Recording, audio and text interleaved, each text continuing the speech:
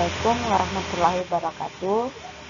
Hari ini saya akan membahas tentang kemagnetan, termasuk tugas dari PJJ IPA yaitu praktek mengajar. Di mana kemagnetan ini disusun oleh kami berlima dari berbeda-beda tempat. Yang pertama, saya sendiri, Fitrianti SPD MPD dari MTs Negeri 2 Sidrap, dan Pak Amiruddin SSI dari MTs Negeri 2 Toraja, Bu Martiana SPD dari MTs Negeri 3 Muna, Ibu Herniati SPD dari MA Al-Ihsan Kajuara, dan yang terakhir Ibu Masnawati Said ST MPD dari MTs Negeri Pinrang.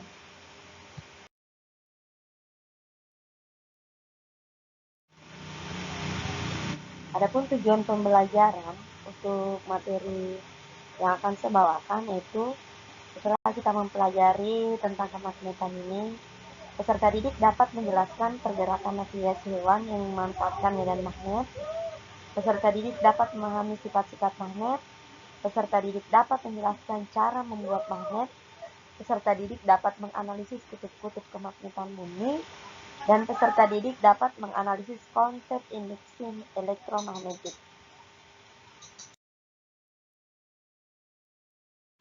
Ya, untuk materi yang pertama yaitu medan magnet pada migrasi hewan.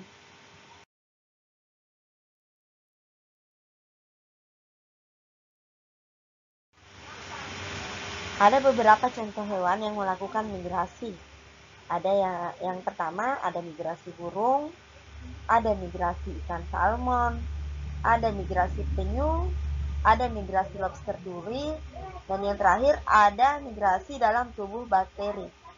Semua hewan ini mengandung magnet dalam tubuhnya.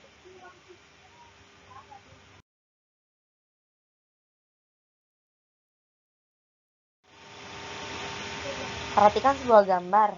Di bawah ini gambar animasi tentang magnet. Ada beberapa benda yang bisa ditarik oleh magnet, seperti gunting, kunci, dan ada juga beberapa benda yang tidak dapat ditarik oleh magnet. Ya, itulah dikatakan magnet dapat menarik benda-benda tertentu dari bahan tertentu.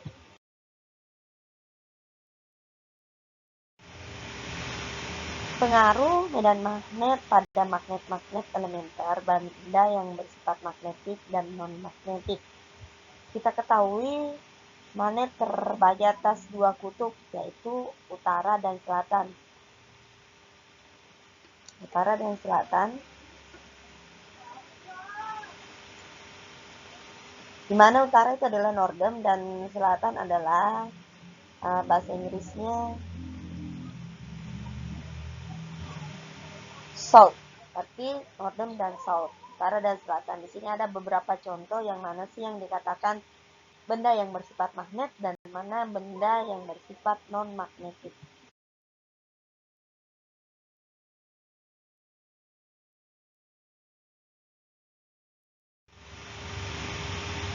Magnet memiliki dua kutub, di mana kutub magnet adalah ujung magnet yang mempunyai gaya tarik atau gaya tolak terbesar. Setiap magnet selalu mempunyai dua buah kutub, yaitu kutub utara, non-magnet, dan kutub selatan dan adalah south.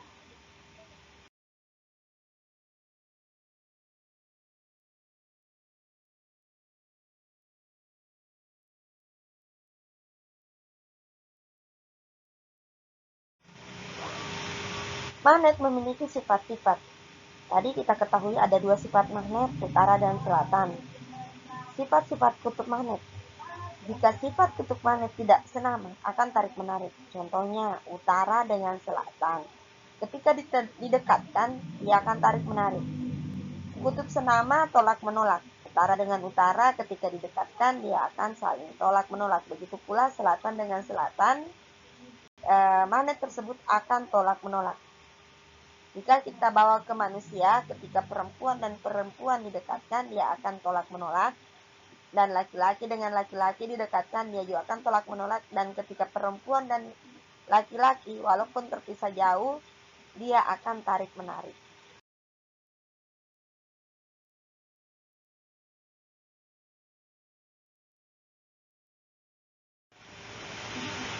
Sekarang kita masuk ke cara membuat magnet. Perhatikan anak-anak sekalian, cara membuat magnet ada beberapa cara. Pada saat ini kita akan membahas yang pertama dulu dengan cara digosokkan. Dengan menggosokkan magnet secara berulang-ulang dan teratur pada besi atau baja, maka besi dan baja tersebut akan bersifat magnet. Kutub magnet yang dihasilkan di ujung bahan selalu berlawanan dengan kutub magnet yang menggosoknya.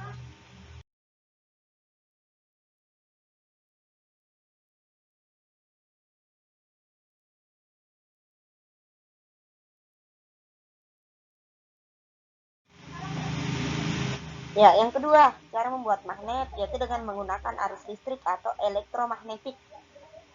Kita lihat, perhatikan gambar animasinya. Arah kutub magnet dapat ditentukan dengan kaidah tangan kanan, di mana ibu jari menunjukkan arah utara, keempat jari menunjukkan I atau arah arus listrik, dan arah ke bawah selatan.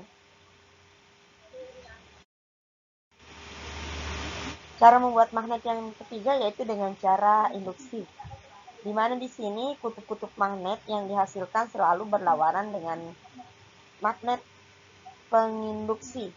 Utara selatan kita dekatkan di magnet yang berlawanan, kutub yang berlawanan utara selatan, dan paku pun akan membentuk kutub-kutub magnet utara selatan seperti magnet induknya.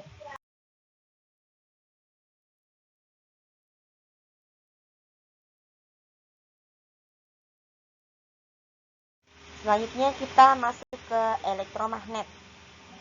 Peserta didik dapat menjelaskan konsep tentang elektromagnet, di mana elektromagnet, jika ke dalam kumparan berarus listrik diberi inti besi lunak, ternyata pengaruh kemagnetannya menjadi besar. Susunan kumparan dan inti besi lunak inilah yang disebut dengan elektromagnet atau magnet listrik.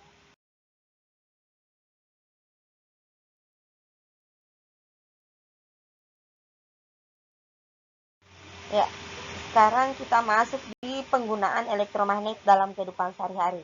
Yang pertama dulu yaitu untuk mengangkat benda-benda dari besi.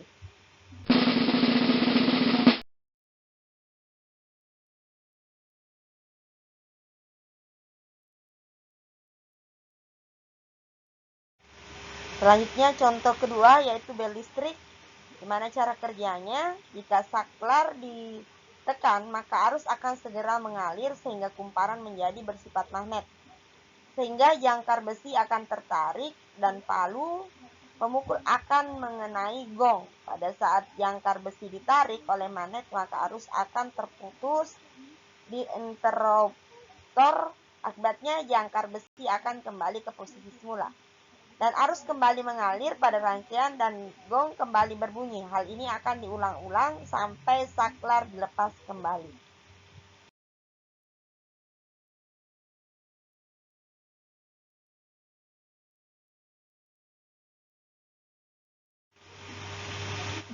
Terakhir, contoh penggunaan elektromagnet dalam kehidupan sehari-hari adalah relay. Relay adalah sebuah alat yang dengan energi listriknya, arus listriknya kecil, dapat menghubungkan atau memutuskan listrik yang besar. Dengan kata lain, relay bekerja sebagai saklar pada rangkaian listrik berarus besar. Jika saklar ditutup, arus segera mengalir di elektromagnet dan terjadi kontak di huruf K dan mengaliri arus di rangkaian sekunder, motor berputar.